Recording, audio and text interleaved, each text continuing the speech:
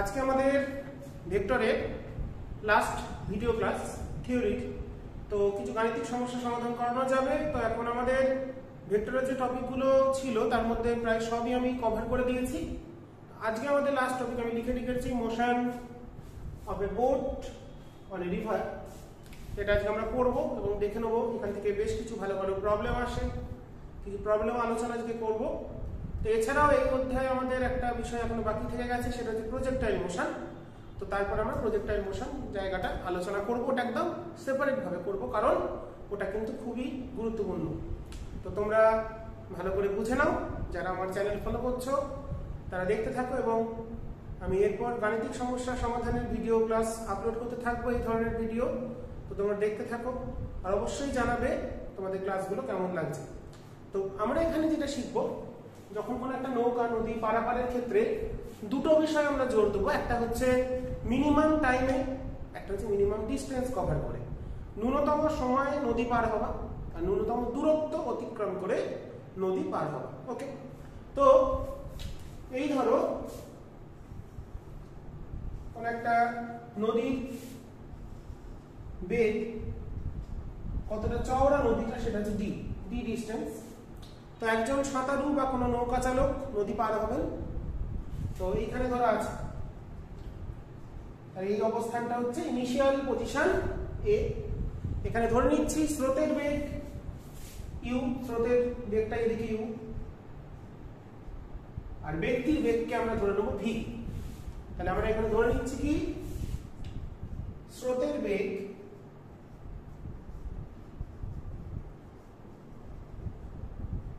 You, আর সাঁতারু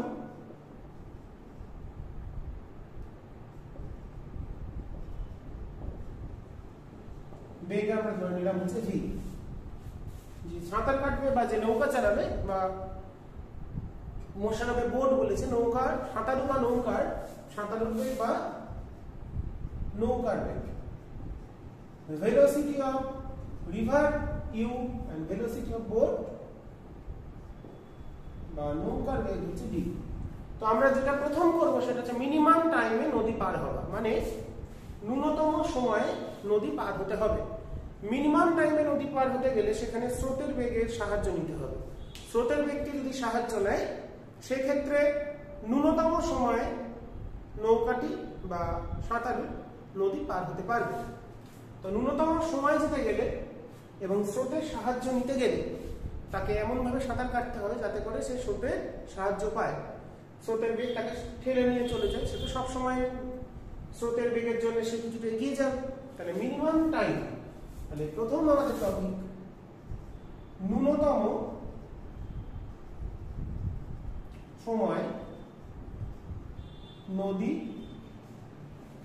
অতিক্রম করা।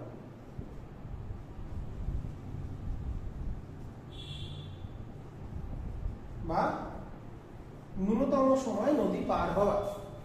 তো একজন ব্যক্তি যদি ন্যূনতম সময় মিনিমাম টাইমে নদী কভার করতে চায়, মিনিমাম টাইমে সে এপার থেকে ওপারে পৌঁছতে চায়, সেক্ষেত্রে সে সাঁতার কাটবে কিভাবে? যদি উল্টো দিকে যায়, অপোজিট ডিরেকশনে যায়, তাহলে কিন্তু সেখানে আরো বেশি সময় লেগে যাবে। আবার যদি স্রোতের দিকেই যায়, তাহলে অনেক বেশি সময় পর ওপারে পৌঁছতেও পারে, নাও পারে। কারণ স্রোতের দিকে গেলে তো প্যারালালি যদি যায় তাহলে সোজা চলেই যাবে, কিন্তু ওপার আর সে দেখতে পাবে না, পৌঁছতেও পারবে না। তাহলে উপায় হচ্ছে মিনিমাম টাইমে যদি তাকে নদী পার হতে হয়, সে কি করবে? Vertically towards the direction which is perpendicular to the direction of u, সে মুভ করবে towards vertical direction with respect to U. স্রোতের বেগের সাথে লম্বভাবে সে গতিশীল হবে। তাহলে এইদিকে হচ্ছে সাঁতারু বেগ বা বোটের বেগ, এদিকে স্রোতের বেগ, তাহলে সে পৌঁছবে লব্ধি বেগ বরাবর, রেজাল্টেন্ট স্পিড সাপোজ w, এই বরাবর সে পৌঁছবে c তে, suppose this point b and this point c। তাহলে কি দাঁড়াচ্ছে? তাহলে সে কিভাবে সাঁতার কাটবে? মিনিমাম টাইমে নদী পার হতে গেলে মিনিমাম টাইম কত লাগবে সেটাও আমরা ক্যালকুলেট করব। মিনিমাম টাইমে যদি নদী পার হতে হয়, তাহলে সে ভার্টিক্যালি মুভ করবে with respect to the direction of the speed of the river. নদীর যে রিভারের বা নদীর যে বেগ বা স্রোতের বেগ, তার সেই স্রোতের বেগের সাথে ভার্টিক্যালি 90 ডিগ্রি অ্যাঙ্গেলে সে মুভ করবে। ওকে, আর ডাব্লিউটা তাহলে হচ্ছে রেজাল্ট্যান্ট স্পিড। ওকে, ডাব্লিউটা এখানে হয়ে গেল লব্ধি বেগ বা রেজাল্ট্যান্ট স্পিড। তাহলে এখানে দেখো, তার নিচের যে স্পিড তার জন্য সে কোন দিকে যাচ্ছে, বিতে। তার নিজের বেগের জন্য পৌঁছচ্ছে বিতে, আর স্রোতের বেগের জন্য পৌঁছচ্ছে বি থেকে সিতে। তাহলে এক্ষেত্রে নৌকা বা সাঁতারুর নিজের বেগের জন্য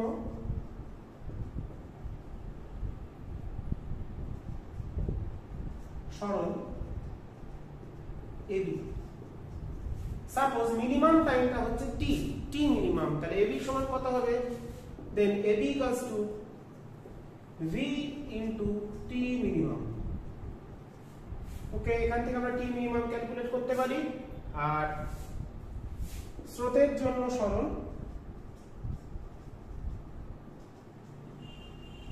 নদীর যে বেগ তার জন্য তার কতটা সরল হয়েছে, যদি স্রোত না থাকতো পৌঁছতো বিতে, আলটিমেটলি সে পৌঁছচ্ছে সিতে। তাহলে স্রোতের জন্য সরল ডিসপ্লেসমেন্ট কতখানি হচ্ছে বিসি, তাহলে সেটা কত, বি থেকে সি এই ডিরেকশনে তার স্পিডটা কত, U, it is U into T minimum. Okay, তার মানে আমরা দুটো পেয়ে গেলাম, স্রোতের জন্য কতটা এগোলো, নিজের বেগের জন্য কতটা এগোলো। সুতরাং আমাদের টি মিনিমাম রিলেশন ছিল, then T minimum can be calculate AB by V or BC by U. Okay, suppose this angle theta, then AB equals to D, D টা হচ্ছে বেগ কতটা, ডেপথ কতটা, ডেপথ বলবো না, থিকনেস কতটা, ডেপথ মানে গভীরতা। তার মানে T মিনিমাম চলে হলো D by V, or এটা যদি D হয় তাহলে এটা কত হচ্ছে আমাদের D tan theta by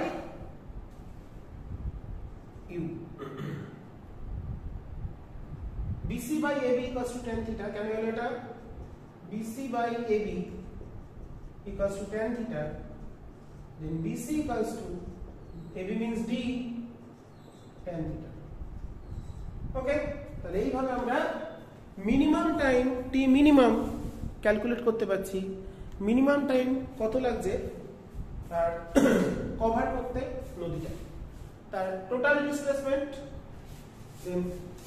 মোট সরণ কত হচ্ছে রুট ওভার এবি স্কয়ার যোগ BC square. Total displacement that is the resultant displacement AC, আমরা ভেক্টর ফর্মে লিখলে দেখতে পাচ্ছি AC equals to AB plus BC। এটারই অ্যামপ্লিটিউড ক্যালকুলেট করলে আসছে root over AB square plus BC square, সেখান থেকে আমরা ক্যালকুলেট করে ফেলতে পারবো। ঠিক আছে, ওকে, তো এই হলো আমাদের মিনিমাম টাইমে নদী পার। ওকে, এরপর আমরা চলে যাবো নেক্সট পার্টে। তাহলে মিনিমাম টাইমের ফর্মুলা কি দাঁড়ালো, D/UP, distance by speed of boat করলেই আমরা রিকোয়ার্ড মিনিমাম টাইম কতটা লাগছে নদী পার হতে গেলে সেটা আমরা পেয়ে যাব। নেক্সট আমরা যেটা করব সেটা হচ্ছে মিনিমাম ডিস্টেন্স কভার করে নদী পার। মিনিমাম ডিস্টেন্স কভার করে যদি আমাদের নদী পার হতে হয় তাহলে কি, মিনিমাম ডিস্টেন্স মানে যেখান থেকে স্টার্ট করব তার ঠিক অপোজিট সাইডে কি আমরা পৌঁছবো, তাহলে মিনিমাম ডিসটেন্স আর মিনিমাম ডিসপ্লেসমেন্ট অ্যাকচুয়ালি এখান থেকে যদি স্টার্ট করি, এটা ইনিশিয়াল পজিশন, তাকে পৌঁছতে হবে এখানে। Suppose this is the final position, তাহলে this is the minimum distance. Minimum distance মানে কতটা লিনিয়ার ডিসটেন্স, ডিসপ্লেসমেন্টটা d হতে হবে। ওকে, তাহলে দেখো যদি এই দিকে সাঁতার কাটে তাহলে এইদিকে হচ্ছে স্রোতের বেগ, তার মানে যে বোট নিয়ে যাচ্ছে বা যে সাঁতার কাটছে তার কিভাবে যেতে হবে, এমন ভাবে সাঁতার কাটবে যাতে রেজাল্টেন্ট স্পিড টুয়ার্ডস এবি হয়। রেজাল্টেন্ট স্পিড যদি এবি বরাবর হতে হয়, লব্ধি বেগটা হতে হবে এবি বরাবর, তাহলে সাঁতারু কিভাবে সাঁতার কাটবে, এটা একটা ভেক্টর, অ্যানাদার ভেক্টর এটা, তাহলে এই দুটো ভেক্টরের লব্ধি হচ্ছে এটা, তার মানে দেখতেই পাচ্ছি this is the resultant speed W resultant speed. তাহলে সে কিভাবে সাঁতার কাটবে, অপোজিট সাইডে, যেটাকে বলতে পারি আমরা প্রতিকূলে সাঁতার কাটবে, এবং সেটা তার যে দিক বা এই অ্যাঙ্গেলটা বলতে পারি, সাপোজ এই অ্যাঙ্গেলটা থিটা, তাহলে এমন ভাবে সাঁতার কাটবে যাতে করে তার সরণ হয় এবি। তাহলে পৌঁছবে কোথায়, মিনিমাম ডিস্টেন্স কভার করে নদী পার হতে গেলে সে এমন ভাবে সাঁতার কাটবে যাতে করে যেখান থেকে স্টার্ট করবে তার ঠিক অপোজিট সাইডে গিয়ে সে পৌঁছে যায় এবং আলটিমেটলি তার ডিসপ্লেসমেন্টটা মিনিমাম হয়। তাহলে সাঁতার কাটতে হবে কিভাবে, প্রতিকূলে সাঁতার কাটতে হবে এবং উল্লম্বের সাথে থিটা করে। তাহলে এই ক্ষেত্রে সাঁতারু বা নৌকা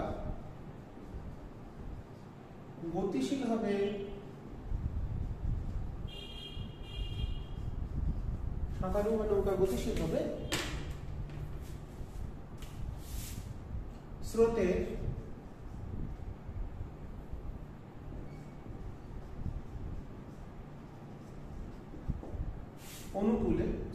প্রতিকূলে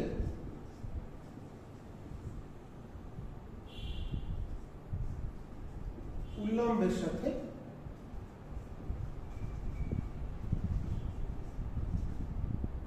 থিটা কোণ। তাহলে যদি প্রশ্ন করে পাড়ের সাথে কত কোণ, পাড়ের সাথে কোণ 90 মাইনাস থিটা, আর স্রোতের অভিমুখের সাথে কত কোণ 90 প্লাস থিটা। তাহলে পাড়ের সাথে কোণ হলো 90 মাইনাস থিটা, আর স্রোতের অভিমুখের সাথে কোণ হচ্ছে 90 প্লাস থিটা। এটা দুটো পয়েন্ট লিখে রাখবো। তাহলে এক্ষেত্রে পাড়ের সাথে কোণ বা নদীর তীরের সাথে কোণ, নদীর তীরের সাথে কোণ 90 ডিগ্রি মাইনাস থিটা, আর স্রোতের অভিমুখের সাথে কোণ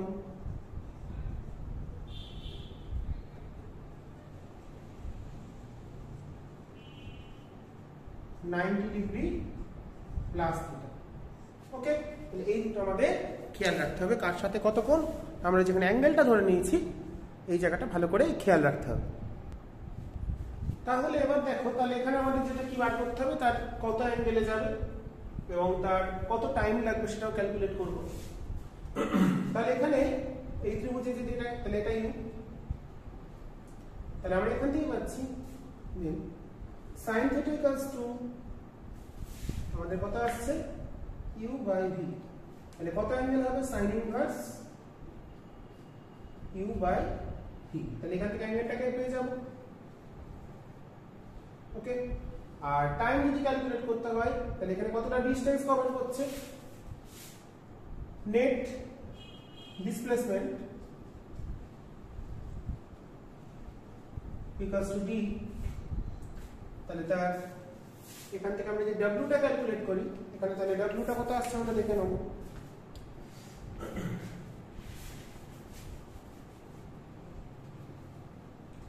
তাহলে এখান থেকে দেখো আমরা লিখতে পারি, এই ডায়াগ্রাম থেকে পাচ্ছি v square equals to u square plus w square, and w equals to root over v square minus u square. Then প্রয়োজনীয় সময়, রিকোয়ার্ড টাইম কতটা সময় লাগবে, t ইকুয়ালস টু ডিসটেন্স কতখানি d বা displacement by speed w, t টা বেরিয়ে গেল d by root over v square minus u square. তাহলে এই ক্ষেত্রে তার নদী পার হতে সময় লাগবে এটা, আর সে কতখানি ডিসপ্লেসমেন্ট হবে সেটা হচ্ছে d। আর এটাই হচ্ছে মিনিমাম ডিসটেন্স কভার করে নদী পার হওয়ার ক্ষেত্রে সে এইভাবে নদী পার হবে। তো এবার আমরা কিছু প্রবলেম দেখে নিই ছায়া প্রকাশনী থেকে। প্রবলেমগুলো একটু দেখলেই তোমরা বুঝে যাবে। অনুশীলনী কয়েকটা প্রবলেম আমি দেখিয়ে দিচ্ছি।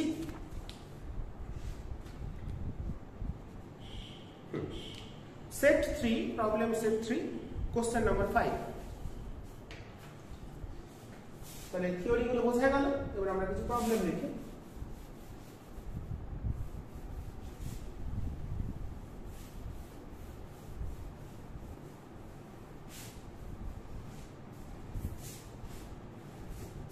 সেটা হলো একজন সাঁতারু স্থির জলে 3√2 কিলোমিটার/আওয়ার বেগে সাঁতার কাটতে পারে। তাহলে সাঁতারুর বেগ বলে দিয়েছে। Set 3, problem number 5। কি বলেছে? একজন সাঁতারু স্থির জলে তার বেগ বলে দিয়েছে। তাহলে ভি বলে দিয়েছে 3√2 কিলোমিটার/আওয়ার। ওকে, আচ্ছা 3 কিলোমিটার/আওয়ার বেগে স্রোত যুক্ত নদীতে সাঁতার কেটে পার হচ্ছেন। তাহলে ইউ বলে দিয়েছে 3 কিলোমিটার/আওয়ার। ওকে, নেক্সট, সর্বাপেক্ষা কম দূরত্ব অতিক্রম করে পার হতে গেলে তিনি কোন দিকে সাঁতার কাটবেন? তাহলে 1 নম্বর, সর্বাপেক্ষা কম দূরত্ব অতিক্রম করে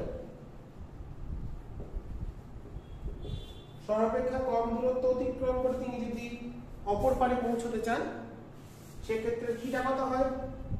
sign inverse u by v. তাহলে সাইন ইনভার্স 3/3√2 মানে সাইন ইনভার্স 1/√2 মানে 45 ডিগ্রি। তাহলে 45 ডিগ্রি। তাহলে এই যে অ্যাঙ্গেলটা এটা থিটা। তাহলে এটা কত বেরিয়ে গেল? এটা হচ্ছে আমাদের ইউ, এটা ভি, থিটা বেরিয়েছে 45 ডিগ্রি। তাহলে নদীর কার উত্তর কি দিয়েছে? স্রোতের সঙ্গে 135 ঠিকই আছে। তাহলে সুতরাং স্রোতে তাহলে এই অ্যাঙ্গেলটা এইটুকুনি 45, তাহলে এইটুকুনি 90। তাহলে মোট কোণটা কত হলো? এদিকে ইউ। তাহলে স্রোতের আমি প্রথমে লিখে দিয়েছিলাম স্রোতের অভিমুখের সাথে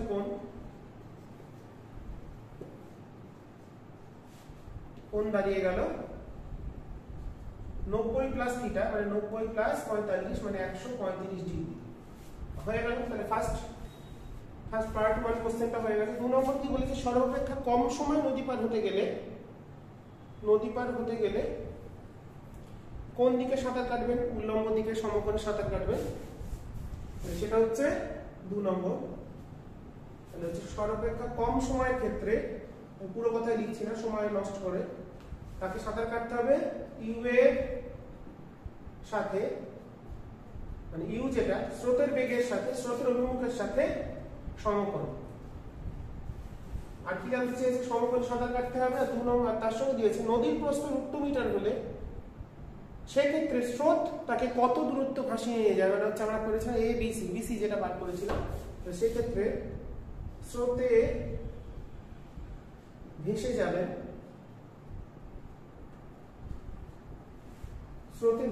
কতখানি সেটা বার করতে দিয়েছে। ও তার কত টাইম লাগবে বলেছে সেটাও বার করি। ন্যূনতম সময়টা কি? Minimum D by V. ডিটা কত দিয়েছিল? ডিসটেন্স দিয়েছে √2 বাই ভি কত? 3√2 মানে 1/3 আওয়ার, মানে 20 মিনিট টাইম লাগবে। ন্যূনতম সময় সাঁতার কেটে নদী পার হতে গেলে তার 20 মিনিট সময় লাগবে। আর স্রোতটাকে ভাসিয়ে নিয়ে যাবে কত? আমাদের যেটা ছিল আমাদের এই যে ডিসটেন্সটা পেয়েছিলাম, এরকম একটা ডিসটেন্স, এইদিকে সাঁতার কাটলো, এই যে ডিসটেন্সটা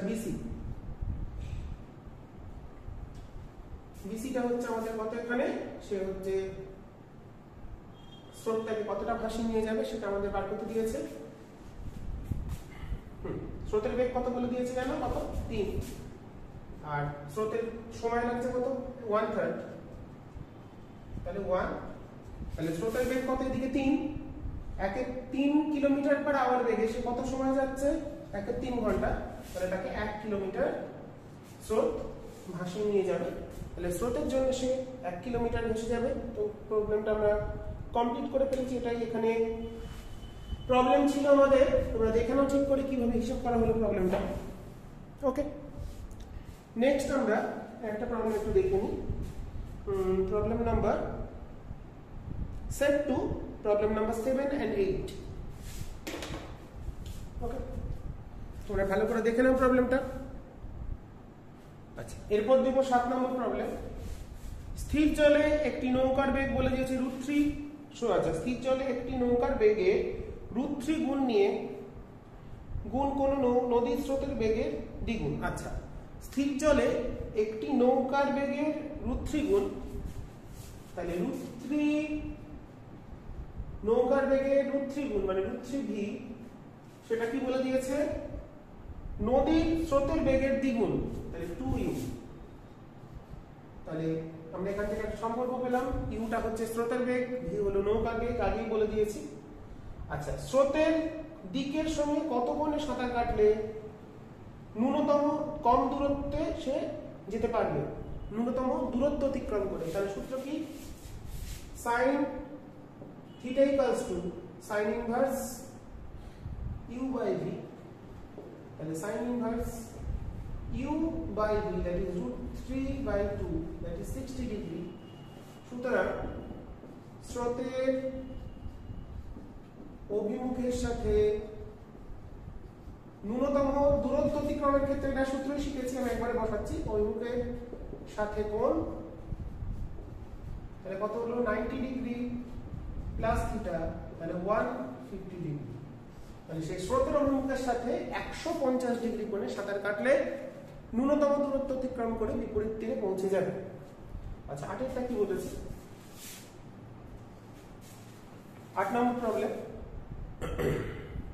দুটি নৌকার প্রতিটির বেগ 8 কিলোমিটার প্রতি ঘন্টা এবং স্রোতের বেগ 6। তাহলে ইউ বলে দিয়েছে 6 কিলোমিটার পার আওয়ার, ভি বলে দিয়েছে 8 কিলোমিটার পার আওয়ার। ওকে, দেখতেই পাচ্ছ তোমরা। আচ্ছা, 2 কিলোমিটার চওড়া একটি নদী প্রথম নৌকাটি ন্যূনতম সময়ে গেছে আর দ্বিতীয় নৌকাটি ন্যূনতম পথে অতিক্রম করলো। এই একই সঙ্গে রওনা হলে দ্বিতীয় নৌকাটি কতক্ষণ পরে পৌঁছাবে? তাহলে প্রথমটা গেছে ন্যূনতম সময়, ন্যূনতম সময়ের ক্ষেত্রে তাহলে ফার্স্ট যেটা, তার ক্ষেত্রে টাইম কত লাগবে? t minimum, t minimum equals to d by v। ডিটা কত বলে দিয়েছে? চওড়া কতটা নদী? চওড়া বলেছে 2 কিলোমিটার, ডিটা তাহলে 2 কিলোমিটার। তাহলে এর ক্ষেত্রে মিনিমাম টাইম মে যদি কভার করে নদীটা, তাহলে তার কত টাইম লাগবে? d by v। d কত? 2, v কত? 8, 2 by 8, that is 1 by 4 hour, মানে হচ্ছে 15 মিনিট। আর দ্বিতীয়টা হচ্ছে মিনিমাম ডিসটেন্স, দ্বিতীয়টার ক্ষেত্রে টাইম কত লাগবে? এর ক্ষেত্রে টাইম লাগবে মিনিমাম ডিসটেন্সের ক্ষেত্রে টাইম আমরা শিখেছি t equals to d by √v² minus u²। এটা টাইমটা বার করেছিলাম, এটা হলো মিনিমাম টাইম, এটা মিনিমাম ডিসটেন্সে কভার করতে গেলে কত টাইম লাগছে এটা। তাহলে এটা কত আসবে? 2 by √8² মাইনাস 6², তার মানে 2 by √64 বিয়োগ 36। এটা কত আসছে আমাদের এক্ষেত্রে টাইমটা? 64 বিয়োগ 36 করলে আসছে √28 নাকি? এত ঘন্টা, এত ঘন্টাই এলো, তাকে তোমরা 60 দিয়ে গুণ করবে, দিয়ে এটা পাবো মিনিট। ঠিক আছে, তাহলে এই টাইমটা তার লাগবে মিনিমাম ডিসটেন্স কভার করতে, তার এত সময় লাগছে মিনিমাম ডিসটেন্স কভার করে নদী পার হতে গেলে। 1 মিনিট, ঠিক ব্যাপারটা ঠিক করতে হবে একটু। হ্যাঁ, তো এই যে টাইমটা পাবে সেটা একটা দেখবে তুলনামূলক, একটু ক্যালকুলেট করে দেখি কত আসছে। ক্যালকুলেটরটা নেই, তাই মোবাইলেই করা যাক ক্যালকুলেশনটা। যাই হোক, কত আছে আমাদের? 2 মানে 160 160 না 120 ডিভাইডেড বাই রুট ওভার 28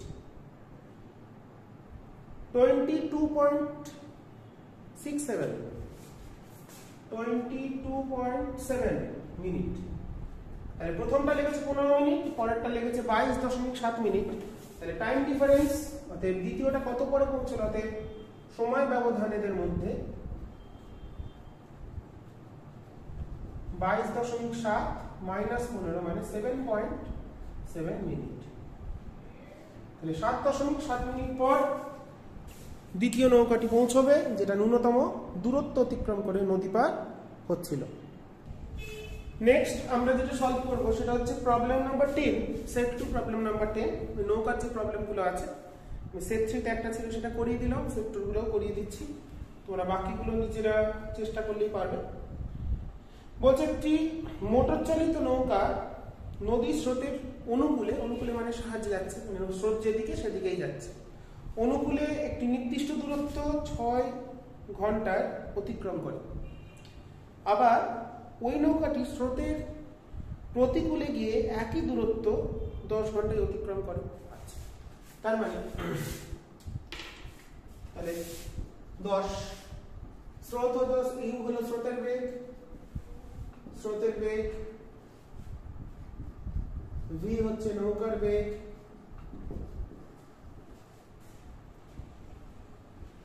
দূরত্বটা ডি ধরে নিচ্ছি, দূরত্ব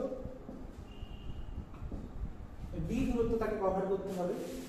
তাহলে অনুকূলে যাচ্ছে মানে তাহলে অনুকূলের বেগের ক্ষেত্রে অনুকূলে তাহলে বেগ কত হবে,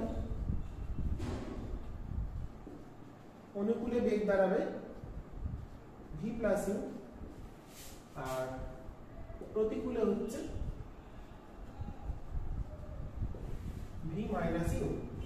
তাহলে এর ক্ষেত্রে কত টাইম লাগবে, টাইম মানে ডিস্টেন্স বাই স্পিড, অতএব d by u plus v equal to 6 বলেছে। প্রথম ক্ষেত্রে কত বলেছে, প্রথম ক্ষেত্রে টাইম বলে দিয়েছে 10 ঘন্টা লাগে, 6 ঘন্টা লাগে। আর দ্বিতীয় ক্ষেত্রে তাহলে কত, d by v minus u equal to 10, আর ডিসটেন্সটা কত বলে দিয়েছি, নির্দিষ্ট দূরত্ব। তাহলে প্রশ্ন দিয়েছে তাহলে স্থির জলে নৌকাটি ওই দূরত্ব অতিক্রম করতে তার কত সময় লাগবে। তাহলে এখান থেকে আমরা যদি সলভ করি, সলভ করে নিয়ে আমরা ইউভি গুলো ক্যালকুলেট করতে পারি। তাহলে স্থির জলে মানে সেখানে স্রোতের বেগ নিজস্ব একটা বেগ নিয়ে যাবে, এই হচ্ছে আমাদের বলে দিয়েছে। এই দুটো সম্পর্ক থেকে তাহলে স্থির জলে নৌকাটি ওই দূরত্ব যেতে তার কত সময় লাগবে। তাহলে এখান থেকে আমরা এই দুটো সম্পর্ক থেকে যদি বার করি, সুতরাং স্থির জলে যেতে সময় লাগবে তাহলে কত,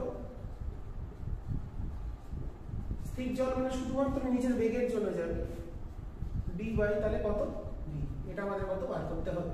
তাহলে এই হচ্ছে আমাদের রিলেশন দিয়ে দিয়েছে। স্রোতের অনুকূলে বেগ কত, ইউ প্লাস ভি বা ভি প্লাস ইউ, প্রতিকূলে হচ্ছে ভি মাইনাস ইউ, আর ডিসটেন্সটা কভার করতে ডিসটেন্সটা আমি ধরে নিয়েছি ডি। তাহলে এই দুটো থেকে আমরা যদি এটাকে ভাগ করে দিই তাহলে আসছে, এটাকে যদি ভাগ করলে হচ্ছে V minus u by v plus u সমান তাহলে চলে আসছে 6/10। তাহলে এখান থেকে আমরা পেয়ে যাচ্ছি 3/5। তাহলে এখান থেকে আমরা পাচ্ছি 5v মাইনাস 5u সমান 3v প্লাস 3u। তাহলে এখান থেকে আমরা পেয়ে গেলাম 2v ইকুয়ালস টু 8u। তাহলে v ইকুয়ালস টু চলে আসছে আমাদের 4u। রিলেশন একটা পেয়ে গেলাম এদের মধ্যে। ওকে, তাহলে এবার এখান থেকে আমরা একটা যদি কাজ করি তাহলে এখানে দেখো আমাদের দরকার d বাই v টা কত। তাহলে u এর যে ভ্যালুটা, তাহলে ওতে ফার্স্ট ইকুয়েশনে যদি বসিয়ে দিই d by v plus u টা কত, v বাই 4 ইকুয়ালস টু 6। তাহলে আমাদের দরকার এখান থেকে d বাই v কত, এখানে বসিয়ে দিলে পেয়ে যাব বের করে। তাহলে এটা আসছে আমাদের 4d by 5v equals to 6। তাহলে d বাই v চলে এলো 5 6 30/4 মানে 7.5। তাহলে কত সময় লাগবে, 7.5 আওয়ার। তাহলে 7.5 আওয়ার টাইম লাগবে স্থির জলে নদী পার হতে, ওই ব্যক্তির সময় লাগবে 7.5 আওয়ার, মানে হচ্ছে 7 ঘন্টা 30 মিনিট সময়ের মধ্যে সে নদী পার হয়ে যেতে পারবে। তাহলে বেশ কিছু প্রবলেম তোমাদের করালাম, আর এই টপিকটা শেষ হয়ে গেল। তো এরপরের দিন আমি তোমাদের প্রজেক্টাইল মোশন থেকে ভিডিও ক্লাস করাবো। তো এই ভিডিও ক্লাসটা বড় করছি না, তোমরা দেখে নেবে ভালো করে এবং টপিকটা ভালো করে বুঝে নেওয়ার চেষ্টা করবে। আর বইতে বাকি যে সেট 2 আর সেট 3 যে কটা অঙ্ক ছিল এই রিলেটেড, সে কটা করিয়ে দিলাম, তোমাদের নিশ্চয়ই ভালো লাগবে। আর সেট 1 এর যে কটা প্রবলেম আছে তোমরা নিজেরা একটু ভালো করে করে নেওয়ার চেষ্টা করবে, ঠিক আছে? তো আজ এই ক্লাস এখানে শেষ করছি। নেক্সট দিন আমরা প্রজেক্টাইল মোশনের ভিডিও ক্লাস করব। তো এর পরবর্তী একটা ভিডিও ক্লাস তোমাদের আমি দেবো, সেটা হচ্ছে প্রবলেম সলভের উপর ভেক্টরের। তো একমাত্রিক গতি ভেক্টর আমাদের দুটো অধ্যায় শেষ হয়ে গেল। তো একমাত্রিক গতি থেকেও কিছু গাণিতিক সমস্যার সমাধানের ভিডিও আমি নিয়ে আসবো এরপর ছায়া প্রকাশনী থেকে, এবং আমাদের তারপরে ভেক্টর থেকে কিছু গাণিতিক সমস্যার সমাধান, সব করানো সম্ভব নয়, কিছু কিছু বাছাই অঙ্ক যেগুলো গুরুত্বপূর্ণ গাণিতিক সমস্যা সেগুলো তোমাদের আমি দেখিয়ে দেবো। তো তোমরা ভিডিও ক্লাসগুলো ভালো করে দেখে প্রবলেমগুলো সমাধান করে নেবে এবং বাকি প্রবলেমগুলো তোমরা নিজেরা চেষ্টা করলেই পারবে তখন, ঠিক আছে? তো এই হচ্ছে আজকের এখানে ক্লাস শেষ হলো। তোমরা ভালো করে মন দিয়ে সকলে পড়াশোনা করো। আজকের ক্লাস এখানে শেষ করে দিলাম। আর খুব গুরুত্বপূর্ণ টপিক, এটা কিন্তু মন দিয়ে সবাই পড়বে।